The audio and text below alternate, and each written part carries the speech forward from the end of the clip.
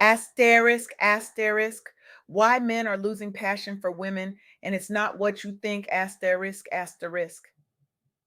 Welcome to Soft Girl Era, the sacred space where strong Black women unlearn survival, rediscover softness, and reclaim the joy, rest, and freedom they deserve, without guilt, without apology, and without explanation. I'm Leanne Dolce, pronounced Dolce, like sweet softness whispered in French, and I'm your guide from burnout to boundaries, from doing to being, from strong to soft and loving every second of it. Today, I want to share something that changed everything for me. I had the profound honor of sitting down with Sharon Fuller, a visionary leader, a healer, and a truth teller whose work is transforming how we understand relationships, emotional health, and the hidden burdens that Black men carry in silence. Sharon is not just contributing to the conversation, she is reshaping it. She is a catalyst for healing, a bridge builder between pain and understanding, and someone who refuses to let us settle for surface level answers when our hearts and our communities deserve so much more. Her insights are going to challenge what you think you know about passion, about men, about love, and about the roles we've all been playing without even realizing it. So, buckle up because this conversation is about to shift the ground beneath your feet.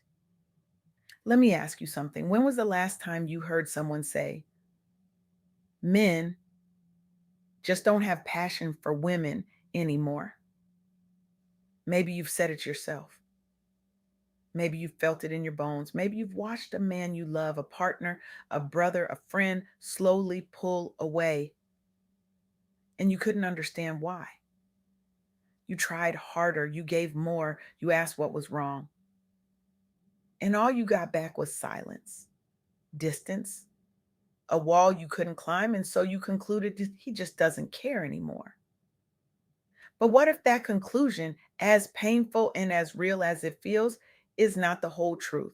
What if what looks like a lack of passion is actually something else entirely? What if the men in our lives haven't lost passion for women, but have lost passion for the roles they feel forced to play, roles that are crushing them under the weight of economic stress, social media comparison, and a world that tells them they can never be enough? Sharon Fuller helped me see this, and today I want to share what she shared with me because it changes everything. Let's start here. Many men, especially Black men, haven't lost passion for women. They've lost passion for the roles they feel trapped in. When a man feels like he can't win emotionally, financially, or socially, he withdraws. And that withdrawal, that quiet retreat, gets misread as a lack of passion for women themselves. But it's not. It's burnout, it's fear of failure, it's emotional numbness dressed up as indifference. Research from the American Psychological Association shows that Black men face higher levels of chronic stress due to discrimination, which negatively affects mental health and relationships. This stress doesn't just live at work, it comes home. It sits at the dinner table. It climbs into bed and it shows up as emotional distance, not because he doesn't love you, but because he's surviving, not living. Think about that for a second. The man you think has lost passion may actually be drowning in stress he doesn't know how to name. He's been taught to be strong, to provide, to never show weakness. So when the weight gets too heavy, he doesn't reach out, he shuts down, and you feel abandoned, but he feels like he's protecting you from his pain. This is the first insight Sharon shared with me, and it rocked me. Economic and emotional burnout can look like no passion. For Black professionals and entrepreneurs, this is critical. If you're building a business, climbing a corporate ladder, leading a team, you know what stress feels like. You know what it's like to come home with nothing left to give. Now imagine that stress compounded by racism, by being overlooked, underpaid, and over scrutinized every single day. Imagine that your worth as a man is constantly being questioned, not just by society, but by the very platforms you scroll through every night. That's the reality for so many Black men. And when they pull away, it's not because they don't want you, it's because they don't know how to be present when they feel like they're failing. Sharon reminded me of research by Ward and Mengasha, published in the American Journal of Orthopsychiatry, which found that depression in Black men often presents as irritability, withdrawal, or workaholism, not the sadness we typically associate with depression. So when your partner seems distant, cold, or checked out, he might not be indifferent. He might be depressed. He might be in pain, and he might not even know it himself. This is where softness comes in. Not the softness that excuses harm or accepts neglect, but the softness that creates space for honesty. The softness that says, see you struggling, and I'm not going to shame you for it. The softness that invites healing instead of blame. Let me take you deeper into what Sharon shared with me because this is where it gets real. She told me about research on Black male professionals whose career pressures and racialized stress contribute to emotional withdrawal and reduced relationship engagement, often perceived by partners as no passion. Black men in demanding professional roles face what researchers call double jeopardy. They're navigating workplace racism and the pressure to be providers. Financial and career pressures lead to emotional exhaustion, reduced presence, and less intimacy. Partners often interpret this as a loss of passion, but it's actually a symptom of survival mode. Ward and Mengesha's research shows that Black men often mask depression with stoicism, irritability, or workaholism. By the time they get home, they're emotionally spent. They shut down, and we feel abandoned. But they're not abandoning us, they're protecting us from a pain they don't know how to express. The solution?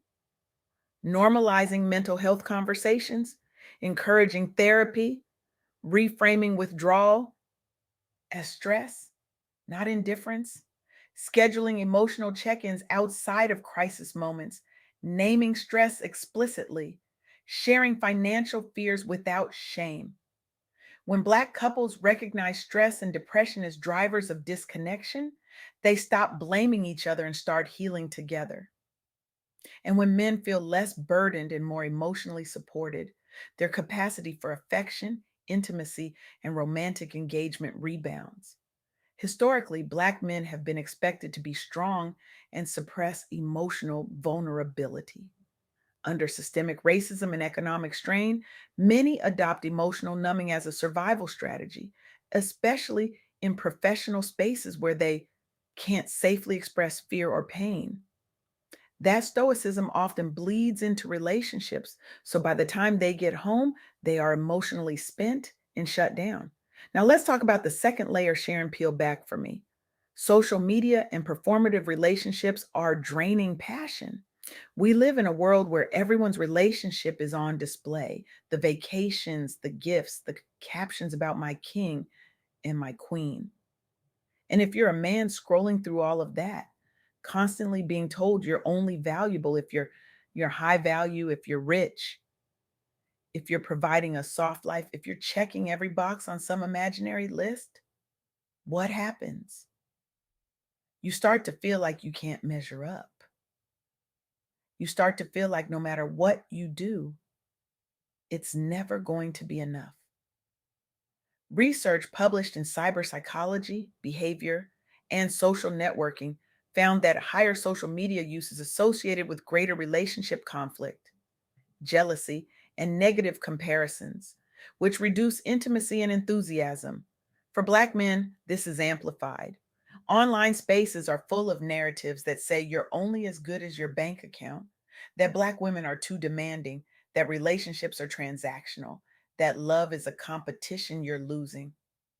And so they disengage, not because they don't want love, but because they feel like they can't win at it. Sharon said something that stayed with me. She said, the very platforms we use to build our brands, to grow our businesses, to connect with the world, can quietly erode our sense of self and our relationship passion. if we don't set boundaries and practice media mindfulness. Sisters, if you're an entrepreneur, if you're online every day building your empire, this is for you. The same scroll that grows your business can shrink your intimacy. The same feed that inspires you can make your partner feel inadequate. And if you're not careful, you'll both end up performing a relationship instead of living one.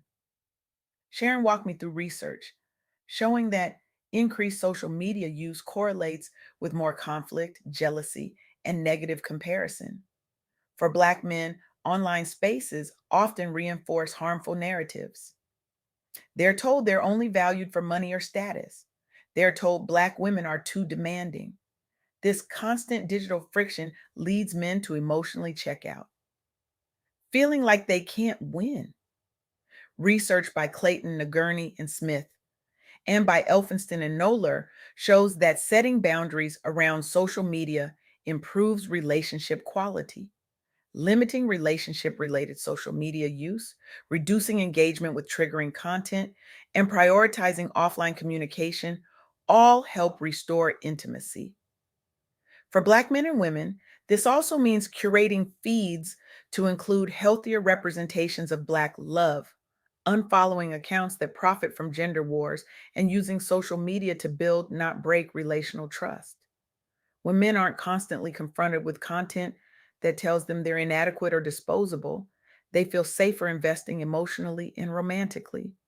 This shifts them from defensive, cynical posturers back into openness, curiosity, and desire. As more Black professionals and entrepreneurs moved online to build brands and communities, relationships followed.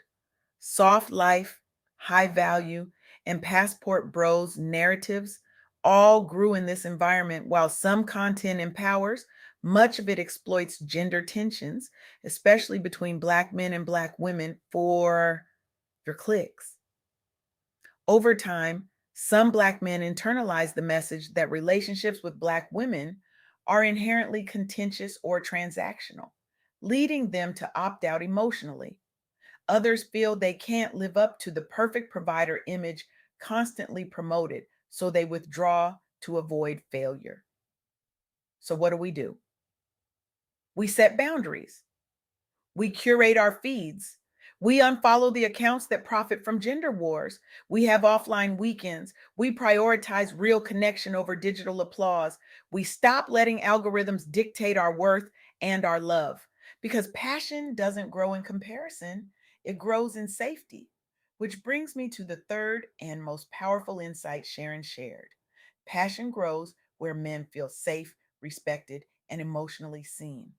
Research on Black couples published in the Journal of Family Psychology by Trail, Goff, and Bradbury shows that when Black men feel supported, respected, and emotionally understood by their partners, relationship satisfaction and commitment increase significantly, even under economic or racial stress.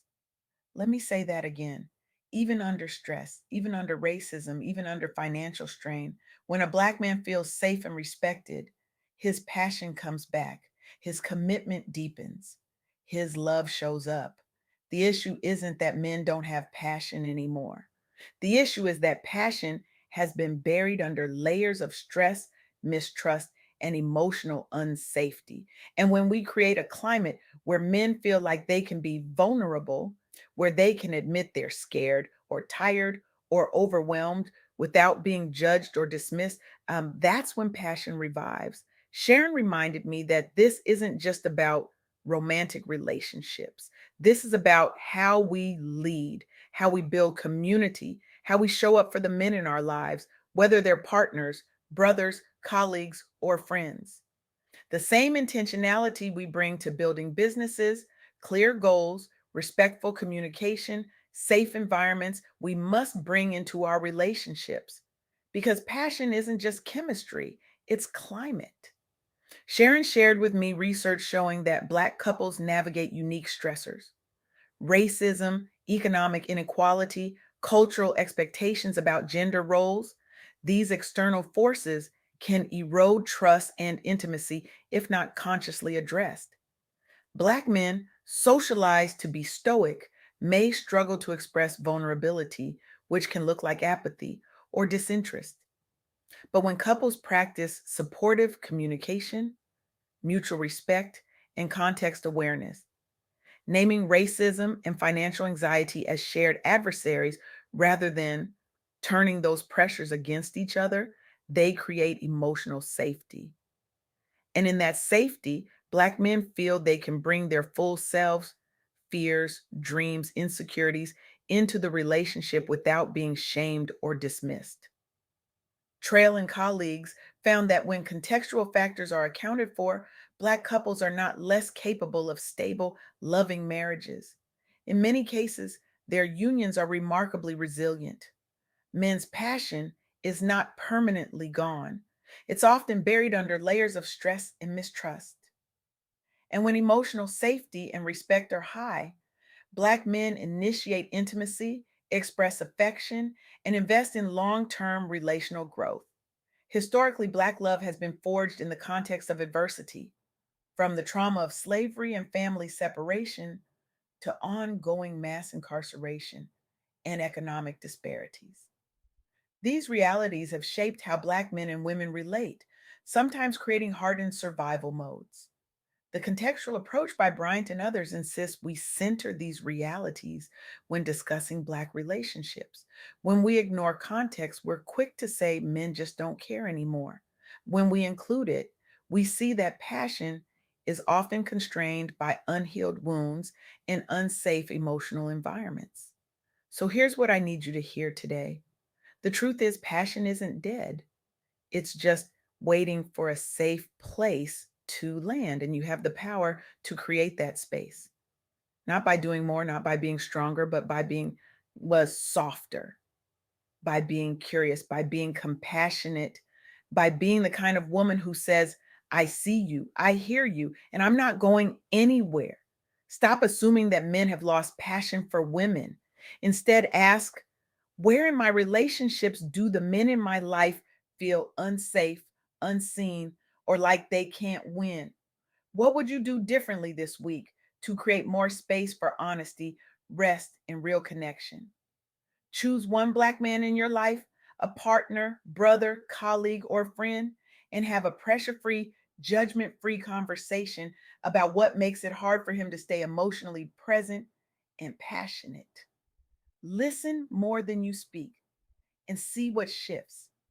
Because when you create emotional safety, you don't just change one relationship, you change the entire climate of love around you. You model a new way of being. You show the world that Black love doesn't have to be hard, defensive, or transactional. It can be soft, safe, and sacred. That's your soft girl era. That's your power. And that's how we heal together. Now go create that space. Go have that conversation. Go be the change. The world is waiting for your softness to lead the way.